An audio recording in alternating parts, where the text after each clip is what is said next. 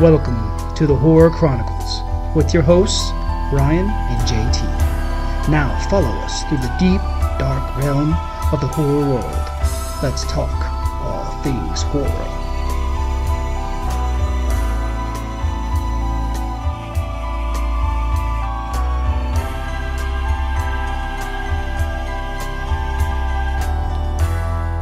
What's up, everybody, and welcome to another episode of the Horror Chronicles podcast.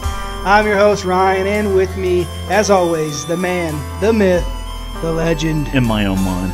I'm JT. JT's in the house, as usual, surprisingly. I think we're good here.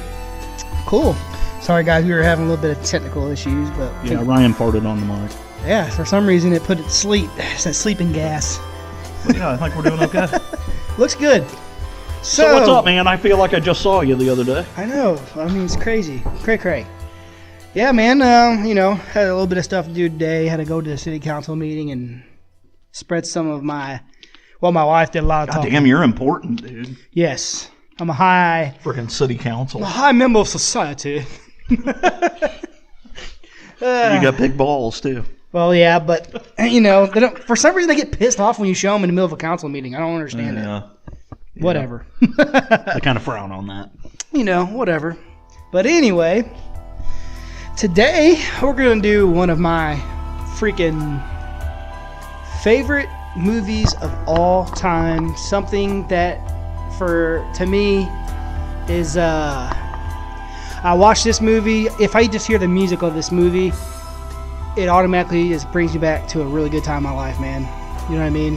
It's just, I don't even know. It just this is one of the number one movies, period, in my life. And I think a lot of it has to do with my mom. We talked about it before, and the movie is Phantasm. Yes, fantastic. You talk about the music. It's kind of funny. Every time I hear it, it kind of takes me back to when I was a kid. Yeah. When I first saw this movie. I mean, yeah, you were a kid when this movie came out, so... I really was. I wasn't yet, but, hell, I might have been made when this movie... You weren't even a sparkle in an eye. No. But, yeah, it's... Just this movie, man, it means a lot to me. Even just the music, like... It brings back to a really good time in my life, Plus, it has to do a lot with my mom, she loved it, and she's the one that got me to watch it. Yeah. And it's a fun story, and it's a little campy, a lot creepy. There's some oddities in it that we're going to talk about tonight. Yeah, it's questioning minds want to know. It's just a great movie all around. So it is. Let me just give it a little quick, synopsis. If you haven't seen this movie, stop listening right now. Watch it, and then go ahead and listen to the podcast. Because it's a movie that you really need to just take in if you haven't seen it yet. I mean, it came out in 1979 on March 28th.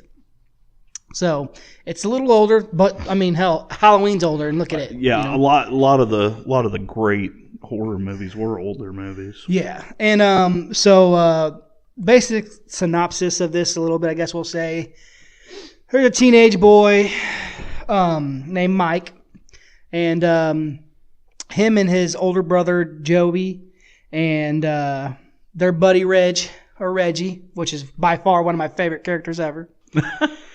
I love him, dude. But anyway, they have to battle the Tall Man, who is I don't know what you want to say. He travels dimensions. He's like an alien, so to speak, kind of. And he goes around different dimensions to gather slaves for his world. Yeah. So I'm glad you brought that up about the dimensional travel and alien, because I don't know how many times I've seen this movie, and I still have questions about it. I love it, man. And so basically, that's basically it. And they just have they go around and battle to survive. Yeah, I mean, it's just great. Like I said, basically the main character, or one of the main characters, is Mike, who's actually played by a guy named Michael.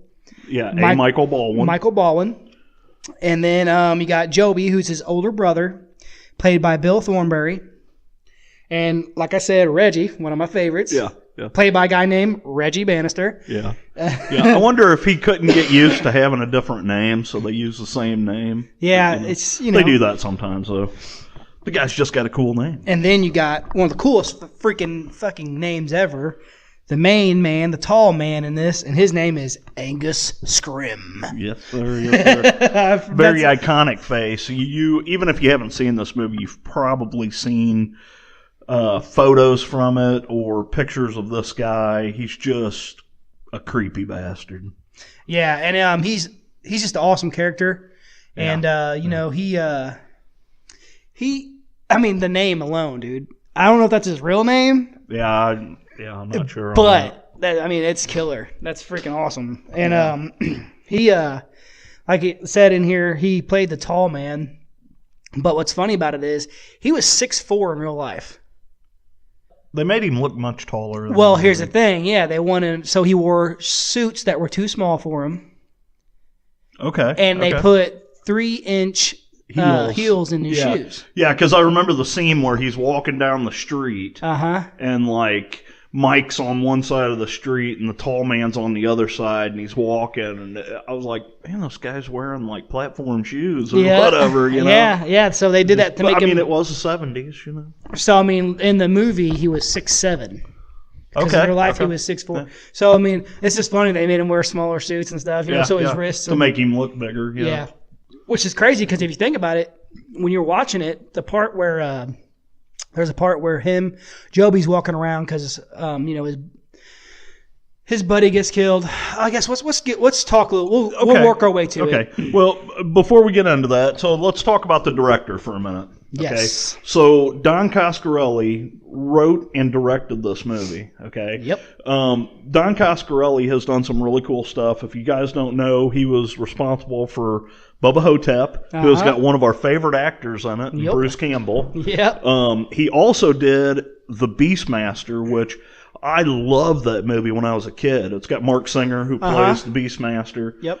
Fantastic fantasy movie. It's up there along the lines of Conan or, He did something recently, too, in 2000. Was it 2000? Fairly recent, 2012. Well, he also did the John dies at the end. Yes. That's and if you guys don't know, John really does die at the end. But and that movie was kind of interesting, because you knew they show you the end of the movie at the beginning of the movie. Yeah. It's like they did the movie backwards, but it was still a cool concept and a cool plot. Yeah. Yeah. He's I like Don Coscarelli. There's something funny about it too, is in the funeral scene in the movie, both his parents are in there. Okay. In the funeral scene, they're part of the, and his mom, who is Kate Coscarelli, she wrote the novel Phantasm. Really? Yes. Okay. Yes. Okay. And his dad, who went by Dak. But his name's actually Dan. Okay. He was in the. They're both producers. So his mom actually had a huge amount of work on this. On this film. On this film. Wow. Yeah. That's cool. I didn't know that. Yeah, she actually had a few aliases in the credits. If you've seen S. Tyler, that was his mom, and if you've seen Shirley May, that was his mom as well. Okay. Right on. So, I didn't know that. And also Reggie Bannister, who's actually good friends with Dan Coscarelli. Okay. His parents were in there too. They were extras at the funeral scene. That's cool. That's cool. Speaking of that, we got to talk about the car.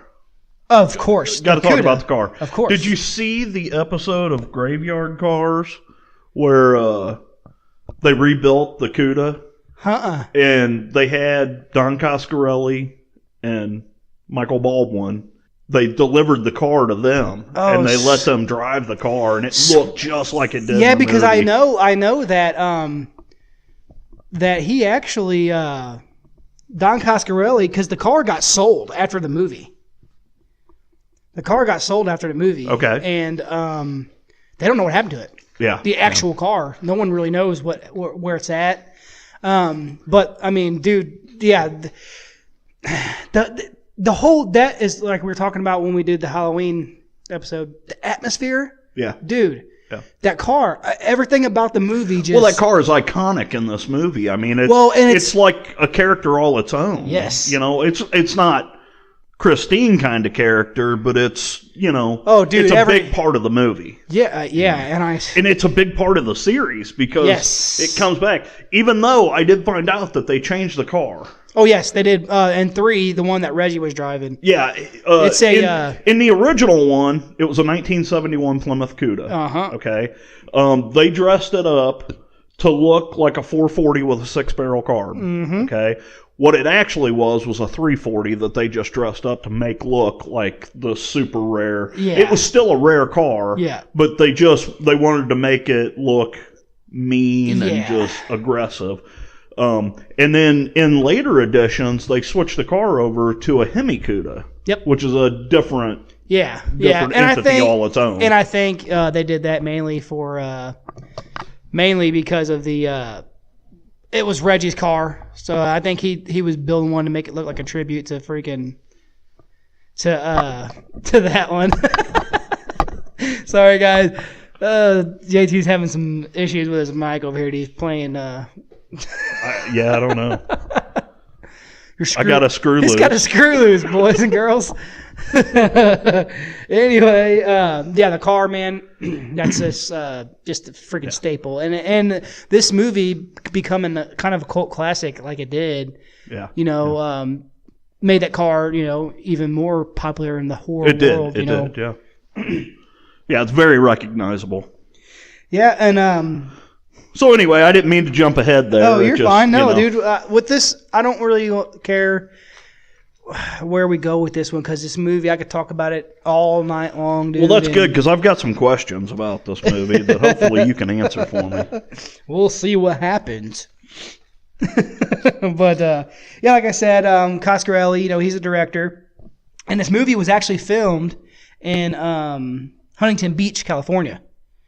And part of it was filmed on the Pacific Coast Highway. Okay. So that's where you see them cruising. That's all. It was filmed in Huntington. I knew Beach. That looked familiar. No, I'm just kidding. You ain't there. And it's looking to me because I was checking out the budget on this movie, and it was $300,000. Oh, okay. It was right there with Halloween. Yeah, I mean, it looks like that was kind of the going for independent films back then. And I mean, it grossed. I mean, it didn't do nearly as well as Halloween, but it grossed, I think, almost $12 million. It's still pretty impressive. Oh, extremely impressive. Back then, I mean, 12 million back then, by today's standards would be somewhere close to 80, 90 million, somewhere around in there. Yeah. And I mean, dude, that's just ridiculous for the amount of money they spent. That's good. And I mean, like we said, with Evil Dead and Halloween and, with Phantasm, they turn into cult classics. Oh, yeah. And they're just movies with the low budget that just wind up being standing the test of time. You know what I'm saying? Right. But, we talked about Kate Coscarelli, which is Dan's mom. Right. She's from St. Louis. She was born. Really? Yes, she was born in St. Louis. She was born in St. Louis in 1927. Who talking about St. Louis? Who else? Iconic horror star is from St. Louis. Why are you trying to trivia me? I don't know. Who is it? Vincent Price. Oh shit! Really? Yes, sir. Grew up in St. Louis. Awesome. Yeah. See, we still got some people that's close to us. They were only an hour and a half away. Yeah. Well, that's where I grew up. So. Yeah. Well, I guess where I grew up, I was only about 30 minutes away from it. So, but yeah, so I thought that was pretty cool for us. Now we live in the boonies. In the sticks. That was pretty cool for us. You know what I mean? Yeah. Oh, yeah. Sure. So the movie, we get into the movie, like I said, basically, Jody. Yeah, I keep saying that. Jody and Reggie are in a band. Right, and their buddy Tommy. Yep. Was his name. Tommy. At the very beginning of the movie, you basically get to see Tommy with this chick in the cemetery having some fun time with each other next to a headstone. Yeah. Look at my big note here. Cemetery sex! Exclamation point. Yeah, there's a lot of that going on in this movie. Yeah, but Just saying. So, well, this ends up being, and I think her name is the Lady in Lavender, as they describe her. But she ends up being some kind of demon, or it may even be a tall man who's shapeshifted into her, and she ends up killing Tommy. Right. So this is how you get introduced to Mike and his brother and Reggie and the whole deal. So because Reggie and Jody are at the funeral, and it's funny because Jody makes a comment to Reggie about how he wouldn't let Mike come to the funeral because he didn't want him to see Tommy like that. Yeah. In the movie, Mike, the younger brother, he's only 13. Yep. Which is funny. He was actually 14 in his real age, but in the movie he's 13. Right. Because funny little thing, he actually learned how to drive on set, and he learned how to drive in that Cuda. That's the car he learned how to drive in. So, but anyway, back to the movie here. So they're going to the funeral at the big funeral home, and Jody. Morningside, yep. Morningside, yes. And Jody is walking around just looking at things, kind of just mourning his friend on, which is weird because he's walking around his mausoleum like. I didn't even think about that. The name of the cemetery and the funeral home or Morningside, and that's where you go to mourn your side piece. Well, no, they did that in the cemetery. Come on. But he's walking around, and then you get introduced to the tall man. He walks up and he says one of his famous quotes. The funeral is about to begin, sir. So yeah. And the funeral is getting ready to begin, sir. And the look on Jody's face, he's like, "Oh, yeah." And what I was going to say earlier, because the tall man's like a foot taller than. Well, yeah, he was. I mean, not. Yeah, quite. He was probably like 6 inches taller, which basically shows you that what was his name? Bill Thornberry, who plays Jody, was probably actually 6'2", 6'3" himself. Okay. Because if you think about it, because Coscarelli was 6'4" without, or not Coscarelli, freaking Scrim was 6'4" without the boots and the suits, But anyway, so they go to the funeral and stuff, and then Mike's not supposed to be there, of course. Right. But you see him cruise up on his dirt bike, and he's sneaking around. He doesn't get to see the actual body, but he sees them at the funeral and stuff, and then he's like hiding in the bushes with his binoculars. Yeah, trying to watch them. And then this is where he sees tall man for the first time, and he sees him pick the casket up once everybody leaves. Yeah, picks the casket up by himself, and he puts it in the back of the hearse and everything. And he's funny because you don't hear him, but they show a close up of his face. He's like, what the fuck? Yeah. You don't hear, you can see it, but and then that's basically where he gets introduced to the tall man. So and he figures out that something's crazy going on here. So he jumps up on his bike and he takes off hauling ass to the cemetery.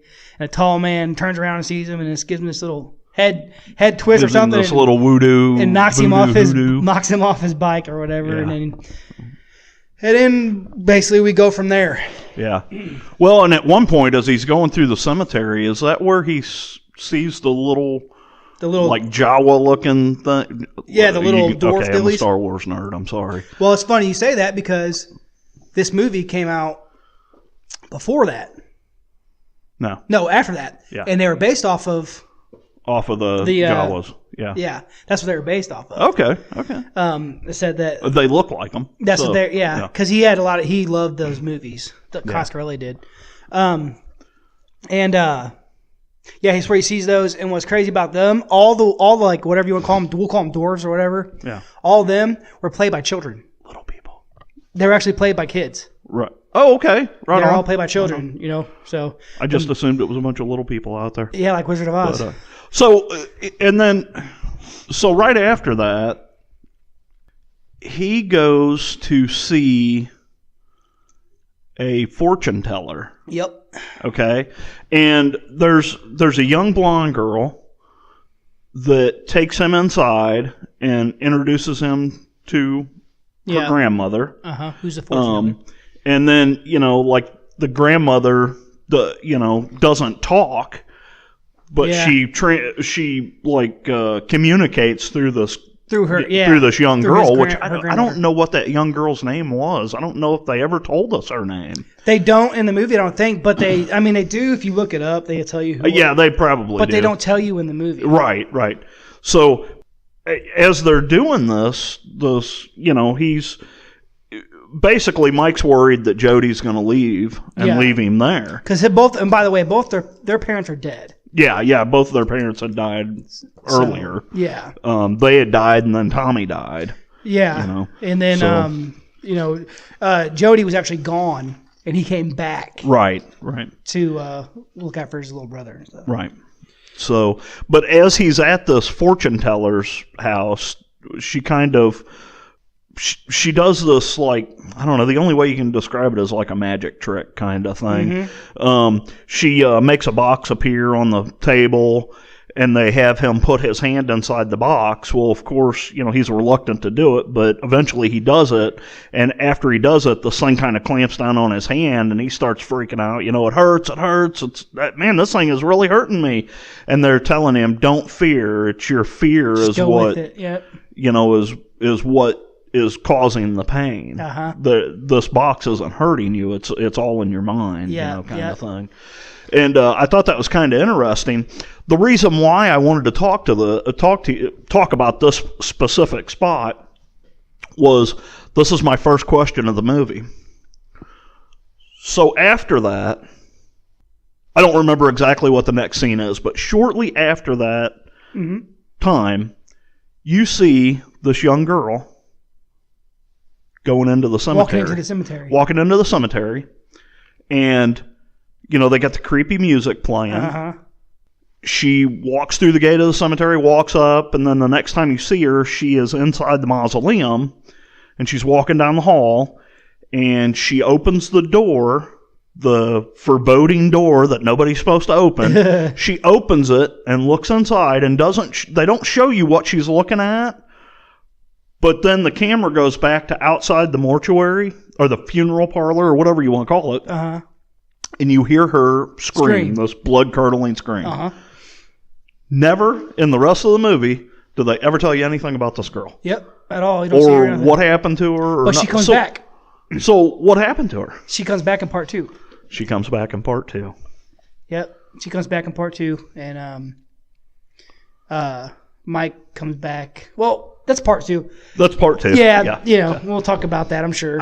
I'll be honest with you. I kind of thought that's what happened because I remember watching part 2, but I wasn't entirely sure. All I knew was in this particular movie, this girl just disappears. Yeah. And you never see her again. Yeah, and I didn't think about it really. I was just like, well, I guess to me, what I thought when I first watched it was, okay, she died, so you don't hear about her no more. But then she comes back in part 2. Which has one of my favorite weapons of all time in it, the 4-barrel shotgun. Yeah. That was cool. That my main man Reggie makes. The main man Reggie. But yeah, it's with that. I think I actually like that they didn't say anything about it. Yeah. Like they kind of just let it go. But yeah, so he sees that, and he goes to see the fortune teller girl and all that stuff, and then he goes and he starts trying to tell his brother, about what's going on, and he's like, okay, whatever, blah blah blah, and then you got I'm not really worried about going into this movie. Yeah, I'm just perfect talking, chronological order. I'm just talking. There's just some scenes in there that you have to mention. This is a scene I love. you see Reggie pull up in front of Jody and Mike's house, right? Yeah, which interestingly enough, Reggie is a damn ice cream man. He's the ice cream man. He's the ice cream man, baby. Yeah, and then he comes walking up on the steps, and Jody's sitting there playing a song. Yeah. And stuff, and which, by the way, Bill Thornberry, who plays Jody, wrote that song and everything. Yeah. But anyway, they start playing this little song, and I'm just sitting here at midnight. And I'll be sitting here till noon. You see, my lady left me lonely. Yes, she did. Baby left me blue.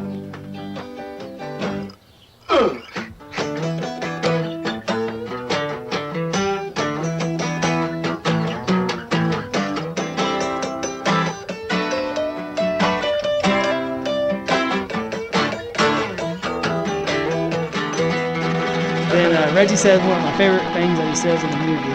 I don't know why it is, but it's one of my favorite things. And Reggie says, "We're hot as love, you know." which is one of Yeah, that is freaking hilarious. love it, dude. It's just part of Reggie's banter, you know. You know, it's funny you talk about Thornberry. I actually looked into him, and he is actually now a music teacher at a university in California. Yeah, because I think I was watching. He was on Ravager, which is the last one they just came out with in Phantasm. Yeah. He actually did a little part on it, and I was looking at some of the behind the scenes stuff and all that, and they're talking about that. But yeah, so they're on the porch doing their thing and they're jamming or whatever, you know. And then you see a critical part of the movie, or not, I guess, somewhat critical part of the movie when he brings out the tuning fork. The tuning fork. Yeah. You know, and then that comes into play a little later. But anyway, so basically the guy, Jody and Reggie do their little thing on the porch. He takes off. Reggie does. He had to go deliver his ice cream, and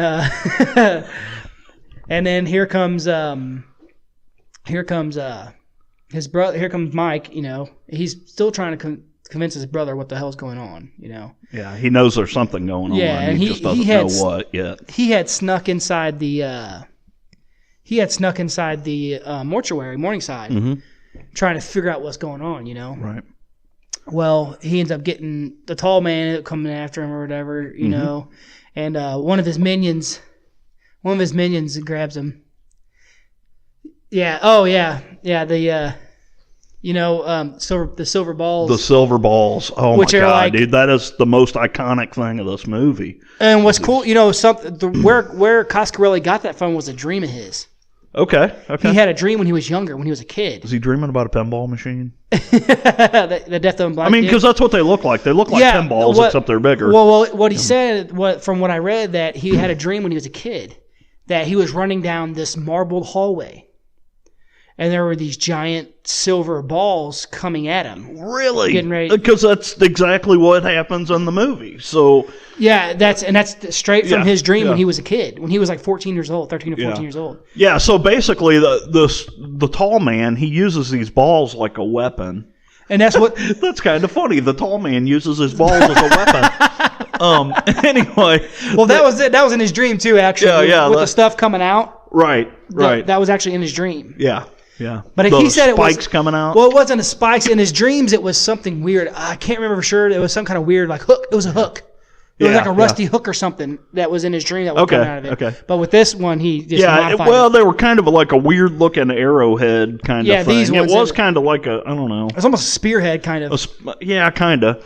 But you know, so Mike gets caught by like.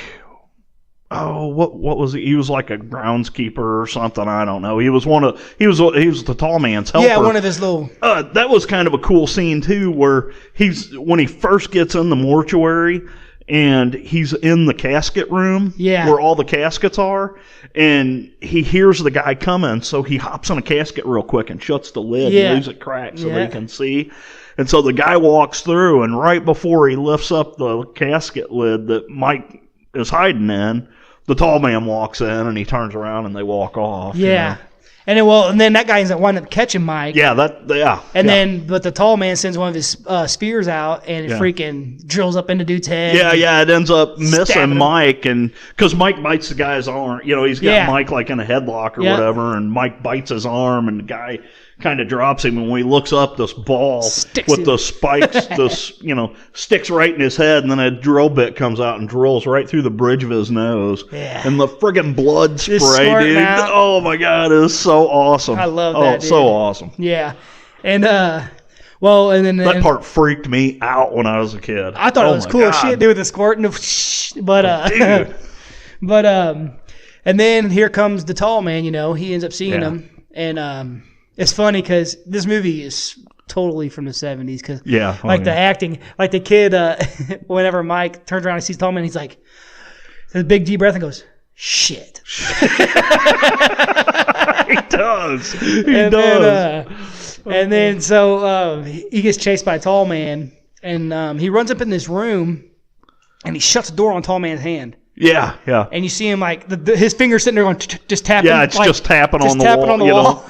And ends up cutting his fingers off, and he's screaming and stuff on the other side of it. And it was weird because when he cut his fingers off, like this yellow goo ooze coming out, it looked like freaking mustard. Yeah, it was freaking weird. If you look at it, so Mike ends up picking up one of the fingers. That's what I was getting at. And it was so funny because he grabs one of his fingers off the floor and he turns around to start walking towards the window that he had broke to come in. Little bastard busted a window out. He just nonchalantly throws his finger in the pocket of his jacket, like, oh, it's no big deal. It's just some dude's finger, Yeah.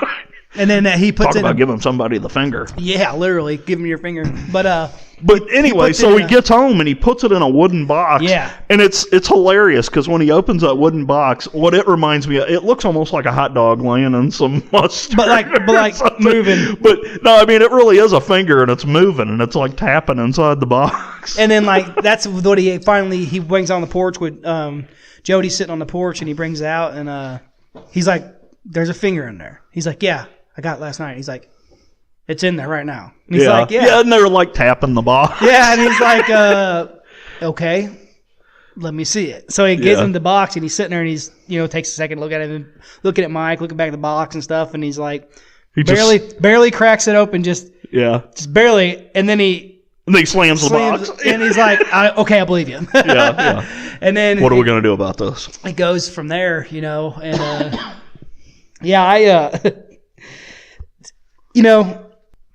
one thing I like about this movie is he treats his brother, Jody, who's like 13 in the movie. Yeah. Like he's a fucking adult. Yeah. Like, literally. And it was funny because I was kind of thinking about that because there's a couple different times in this movie where the kid's actually the one working on the car. Oh, all the time. It's like, at 13 years old, I didn't even care what a car was, much less know how to work on And what's one. funny about it is there's a scene where they're like blasting down the road in this Cuda, man. It's one of my favorite scenes. And he's just flying down the road. He's driving. Mike's driving, of course. Yeah. And they go up in the driveway and he jump out. They just got done like driving the piss out of this car. Yeah. And they jump out and literally go straight to opening the hood, jump out right after they pull in, open the hood, and he's like, I don't know, I think it's one of these headers in here. Yeah. That's what he says, right? Yeah. So it's one of these headers in here, and then he goes underneath the car. Yeah. Well, and he immediately pulls out a socket, a ratchet, and a socket, so he clicks them together and crawls underneath the car like, okay, dude, that header is going to be about 300 or 400 degrees. Yeah. And you're just going to reach up and grab that thing? That's go for it. Funny thing I was thinking about. But it amazes me. There's a lot of movies where it's like, okay, so you guys got to know, I've been a mechanic for years, and I kind of moved on from being a mechanic, and now I still work in the auto industry, but it is hilarious when I watch movies and they like get underneath the hood of a car. I always look at my wife and I'm like, okay, here we go. They'll be underneath the car and they'll be underneath the hood of the car saying, oh yeah, this muffler is really loose and we need to take care of this wheel bearing. And it's like, dude, you're not even on the right end of the car, But it just cracks me up, Yeah. But anyway. And that's where he hears, Jody talked to a guy who actually was a friend of theirs of his in school who came for the funeral. Yeah. And he hears came for Tommy's funeral. Yeah. He hears him talking about Mike hears Jody talking about leaving, and which is crazy. He talks about leaving his brother there, who's only 13, with this house and all this stuff. Like, well, no, he actually says in there about sending him off to his aunt's to his house. aunt's to stay. Yeah, that's right. Yeah, that's right. Which to me, I'm just like, wow. But he doesn't really say that until later on. Is when you and then he find says, out about that, he says he's like a little leech. He wants to go everywhere I go. And yeah, blah, he blah. follows me everywhere.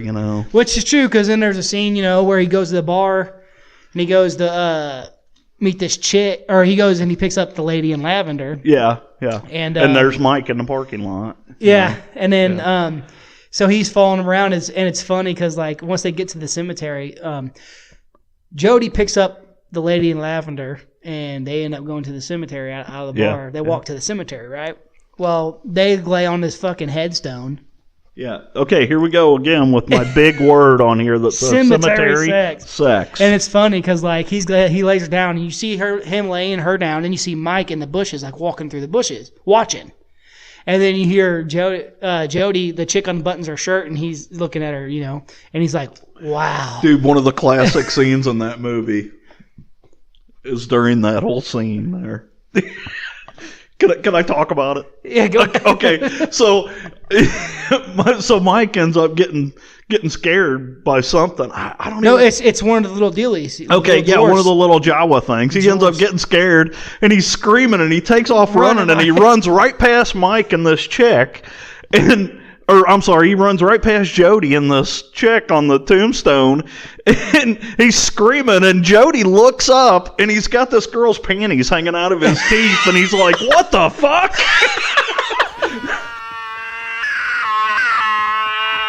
What the heck?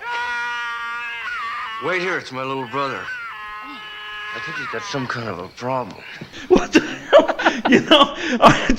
Every time I see that part, it fucking cracks me up. Oh my God. Yeah. And she's like, what? What is that? He's like, it's my little brother. I got to go see what's going on. Don't go nowhere. I'll be right back. Yeah. And he walks over there and he finds him like, dude, there's something trying to kill me. It's like this tall. And he's like, where's that girl at? He's back in there. She's back in there waiting on me, you dumbass. Yeah, he does. And so he gives him the keys to the Cuda again and lets him drive home or whatever. But and then basically it comes down to the point where he finally believes his brother, and he says he's going to go search. Yeah. And see what's going on. And, the whole time Reg is around, doing his thing. Right. But it's funny. One of my favorite things that there's a quote in here that Jody tells Mike whenever he's getting ready to go check out Morningside himself. Right. He hands him the 45, and he's like, listen. He's like, don't fire a warning shot. He said, warning shots are bullshit. Yeah. He's like, you shoot to kill. Yeah. And it's one of my favorite parts of that. Because when I was younger, I just remember, I'm like, that's probably what got me huge. I'm huge into guns. That's hilarious. And one of my favorite parts were the panties hanging out of his teeth. Go figure. Hey, we're hot as love. You know it. Dude, I love Reggie. And then, and that's something that Reggie's there whenever this is going on, and they're talking about the tall man, this and that, and Reggie's like, we just need to get that motherfucker, and we need to just beat his brains in until he tells us what the hell's going on, blah blah blah. Yeah. And then it's funny because the 13-year-old sitting there, he's like, shit, you must be out of your mind. That motherfucker's strong. Yeah. Yeah. Coming out of a freaking coming out of a 13-year-old is funny. Oh yeah. But yeah, so then Mike goes to check it out, and then this is whenever he goes and Jody goes and he tells Mike to stay there with Reggie. And he ends up locking Mike in his bedroom. Yeah, when he goes. Well, first he tells Reggie to take Mike to that like an antique shop or something that's in town. Oh yeah. And when they're on their way in the ice cream truck, which is a cool scene too because they're driving, but it's like pitch black. Yeah. So you see nothing. It's like pitch black, and you see the wind blowing because they're in a convertible. Like there's no top to this ice cream truck, and they're talking about what's going on. Then they get attacked by the tall man and the little people. Yeah. And whatever. So Mike sneaks out from the antique place, and he's like, "Fuck, I'm going to help his brother," Yeah. So he sneaks out and goes to or whatever, and so they're fighting the tall man. They're going through the old Morningside and whatnot. Well, they end up getting away from there, and he ends up running into Mike, picks Mike up, and they got a plan. They're setting a plan to kill the tall man, right? Because they think he killed Reggie and all that stuff. Yeah, and so they got a plan to kill the tall man, and basically, he tells they pull up to the front of their house, and he tells Jody tells Mike, "Go in the house, look for more ammo. I'll be right back. I'm gonna go move the barricade or something." Yeah, so he's gonna go move the warning sign off the. Yeah. Basically, what they're gonna do is they're gonna try and knock him down a well, or not a well, but an old mine shaft. Yeah. So Jody's gonna go and remove the warning sign from around the mine shaft. Yeah. And then I think that's the part where... And we're going to send that sucker straight to hell, is what he says. Yeah. And they're... there's a scene in there, too, that we kind of forgot about where they're driving down the road and the tall man's chasing him and stuff like that. Because the car gets wrecked. The Cuda gets wrecked. Well, and there's a part where Mike is in the back of a Volkswagen Bug with a blonde chick and her mom. That's the part. And that's where they find the ice cream truck is tipped over. Yeah, because Jody Reggie. Oh, we forgot all about the big scene where they found Tommy's body. Oh, yeah. Driving the hearse. After the hearse wrecked. Yeah. They found Tommy's body in there, and they had shrunk him down. That's where all these little, the little and so they took Tommy's body and put it in the ice cream truck. Better padlock it. Yeah. This guy's not going to leak all over my ice cream, is he? They called Reggie and had him meet him. Yeah, he's like, this ain't going to leak all over my ice cream, is it? Yeah, so hey, guys, we're going to be jumping on this. I mean, it's...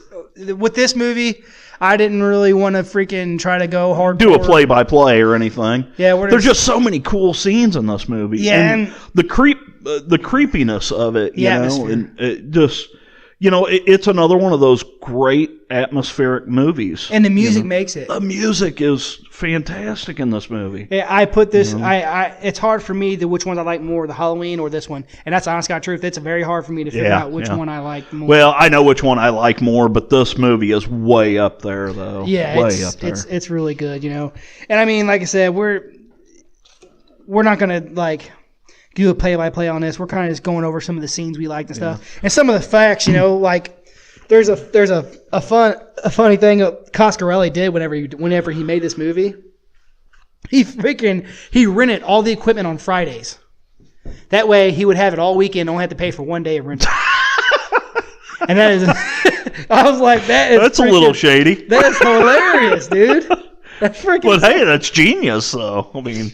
Yeah, that's like going to the video store and renting a movie right before a holiday. Yeah, it's there you go. And there's just all kinds of cool stuff. Like he got the name Phantasm from Edgar Allan Poe, because Edgar Allan Poe used that word a lot in his writings. Really? And I mean, there's a lot of cool. There's a lot of cool facts about it. This movie was supposed to be 3 hours long. And, I didn't know that. It's supposed to be 3 hours long. Wow. And they cut a lot of stuff out of it. There's some deleted scenes you can find, but most of the deleted stuff is gone. And the reason why, of course, that back then, they were under the impression that like an hour and a half was about as long as someone was willing to focus on. And I remember the first time I ever saw this movie, I was still pretty young, but the first time I ever saw it was on TV. Yeah.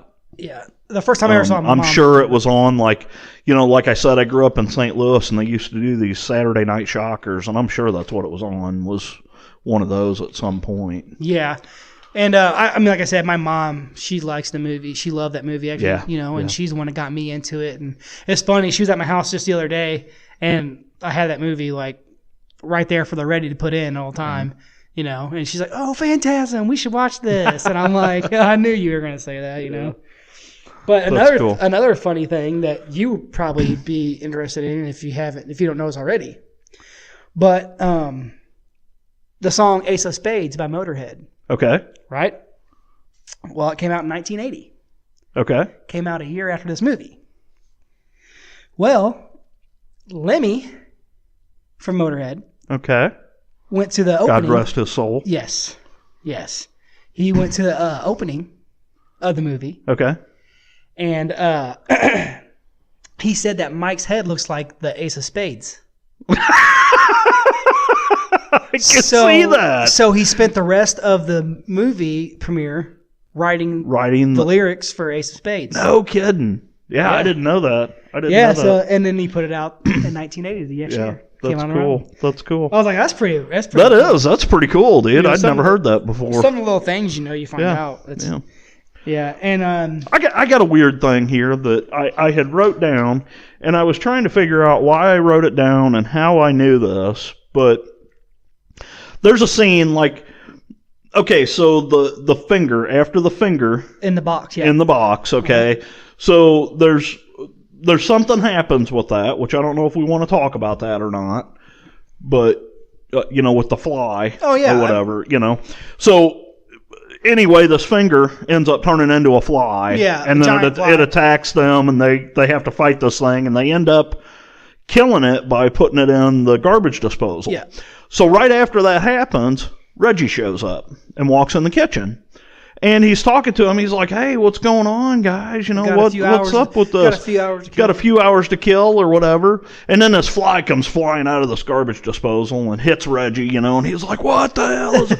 Well, okay, so the reason why, it's a cool scene, but they end up getting the job done. They end up beating this fly to death with a hammer or something, I think is what they end up using. But anyway, the reason why I bring this up is I noticed in that scene, Reggie is wearing a sweater.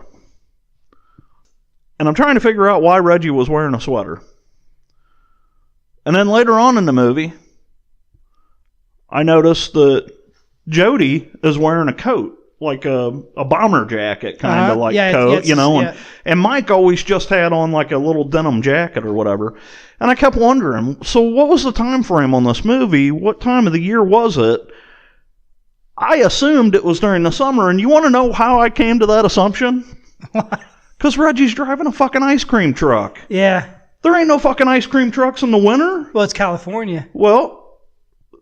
Well, okay, yeah. The winters in California at night. That's true. That's true. At nighttime, it gets a little at nighttime, you and I would be sweating, but them guys are cold. Wearing a jacket. Yeah, exactly. They'd be wearing a jacket or a sweater or something. Yeah, okay. I guess that does make sense, because I kept trying to figure out, so what time of the year is this movie? Yeah. Because they never really tell you, Yeah, but anyway. Yeah, I don't really know, but if I was to guesstimate, it's probably fall or it could be fall or whatever, or winter over there at that point in time, and I'm sure nighttime would be a little bit chilly. It'd probably be 60 degrees or so. Like right now, we're sitting in a garage that's about 40 degrees right now. Yeah, but and we're fine. Butt naked, eating Cheetos. Well. I like the crunchy ones. I guess we should tell all of our secrets. Ryan likes the cheesy poofs. I like the crunchy ones. Poof. Cheetah poofs. Cheetah poof. Cheetah poofs. Anyway. No, kitty, that's my pie. Anywho. Shit. So yeah, that popped into my head of why are these guys wearing sweaters and jackets and this motherfucker's driving an ice cream truck? Yeah. So, and it gets to the point where, back to the movie just a little bit. We're just going to I'll finish it out here with some little, as far as the movie goes. Let's talk about the movie-wise. We'll finish that out. They think Reggie's dead, so they go to do this, and Morningside ends up blowing up. basically. They find out what happens is when they're at Morningside, Reggie's there. I was going to say, you got to explain that. Yeah, Reggie's there with them. And the tuning fork thing we were talking about earlier comes into play because they get into this room and they see all these, I don't know what you call them. Like, they're barrels. They're barrels, but they look like, they almost look like... they're like black plastic drums. Drums, they're drums, yeah. And they see that there's like little things in there. Windows on them or whatever. Well, there's these two little posts, silver posts that are popped up. They don't know what it is, and then they find out that it's a freaking entryway to the freaking to the tall man's world.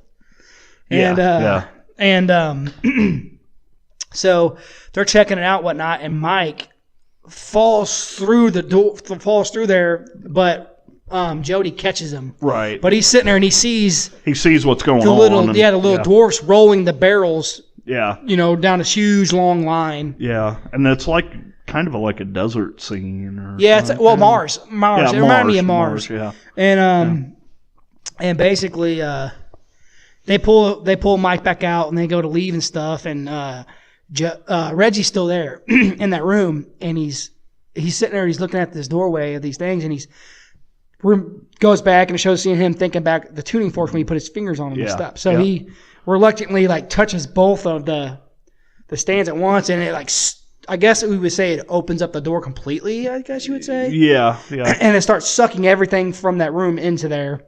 So he's crawling his way out, and these things are falling over top of him, and this and that, and he makes his way out the door and shuts it, and then they take off, and then Morningside goes bye-bye. Yeah. From to the other dimension, whatever. But and then basically after that part, they're figuring out their game plan and what they're gonna do, and that's whenever the whole thing with the antique and then store and them finding Tommy and all that, and then they think that the tall man killed Reggie, so they make the plan to kill the tall man, whatever. And as Jody's going to do whatever he's going to do, he winds up dying in a car wreck. You'd say the car blows up, whatever, because the tall man's chasing him. Yeah. And so Reggie's... and Reggie finds a girl laying there, and he picks her up. It's one of the girls. Lady Lavender. Or he thinks it is. Yeah. And she ends up turning into the tall man, and she stabs him in the stomach. And that's why I think that he killed that. That's why they think that he's dead. Right. And then so they find out Jody's dead or whatever. And then basically, I don't want to ruin the ending for people.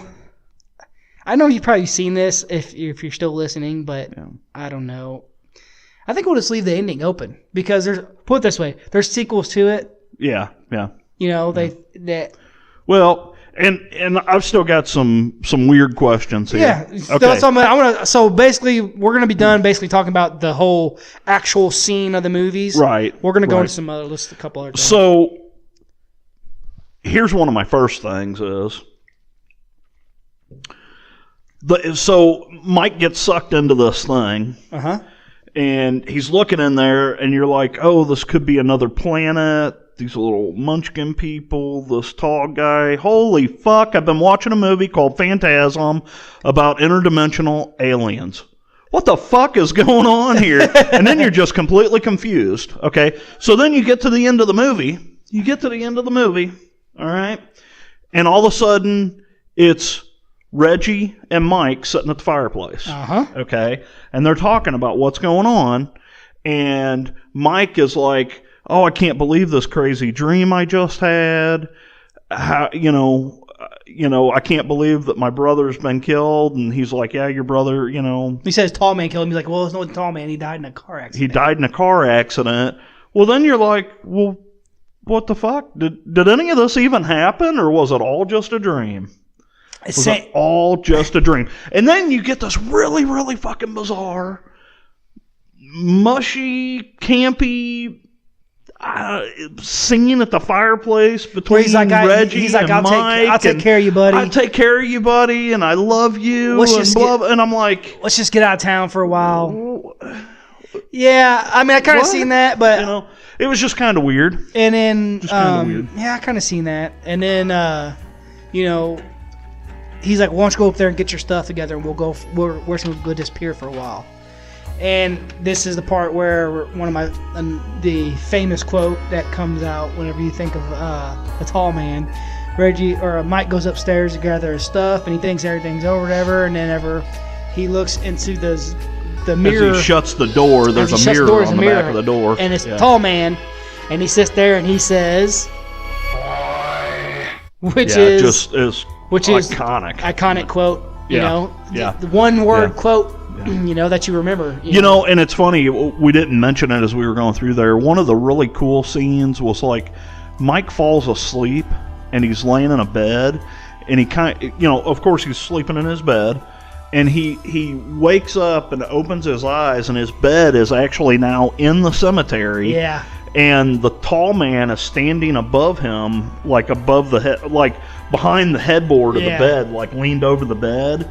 And then these like two, I don't know what they are, demons or beasts or whatever, come up out of the ground and grab Mike and are going to pull him down into the, you know, and then he wakes up.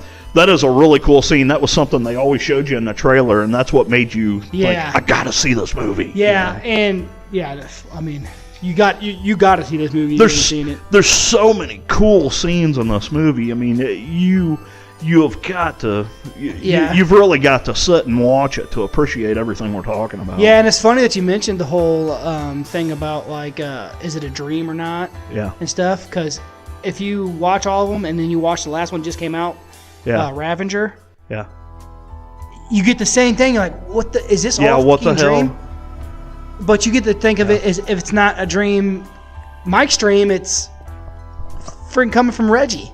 Yeah. You know, it's crazy, man. Like but that's a whole nother. That's the last movie in the series and stuff. So I mean, there's still a few you gotta watch besides that. But like, I thought that was really cool that you mentioned that, because I mean that's the same thing I got when I was watching Ravager. I'm like, do not tell me this was all a dream, because it actually kind of pissed me off, because I was like, no freaking way, dude, no way it's a dream.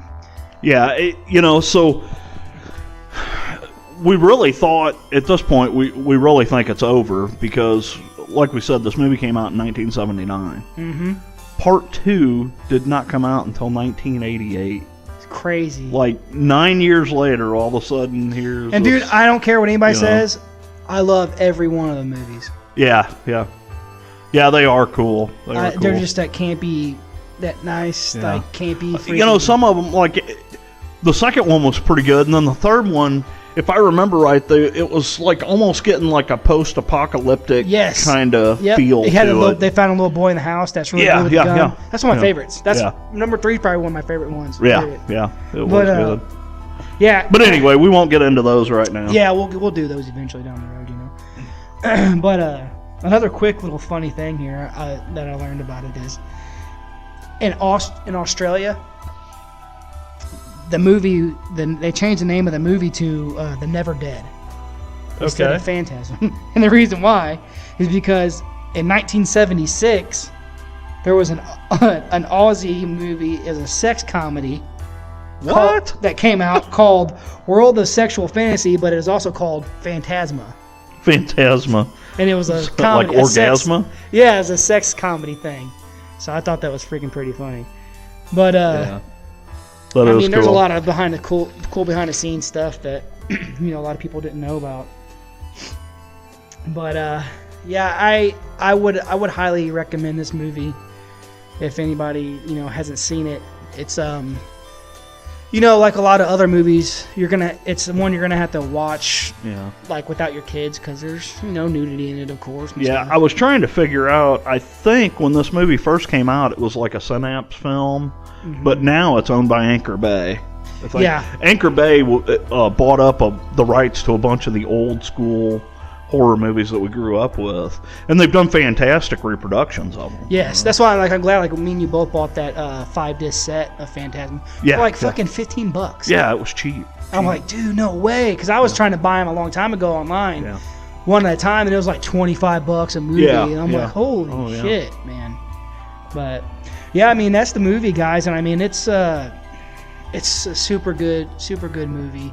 And a lot of people are going to appreciate it. I think the people who, haven't seen it yet, if you just sit down and remember that came out in 79, you'll appreciate it, trust me. Oh, yeah. I mean, it's a cult classic, really. I mean, yeah, and it's funny, I love the tagline for the movie. If you're looking for a horror that's got balls, it's found you. Great movie, guys. Go out and check it out. Check it out for sure. And I think that's about it for us. It's kind of late right now where we're at, so I think we're getting ready to call the night. Yeah. But make sure you hit us up on Facebook, the Horror Chronicles podcast, and then hit our email. It's horrorchroniclespodcast@gmail.com. Let us know some of your stories and stuff. And we're actually getting ready to, here pretty soon, record one of our own personal stories, paranormal stories. Yeah, and that's stuff going to like be that. fun. So, but until next time, guys. Keep it creepy.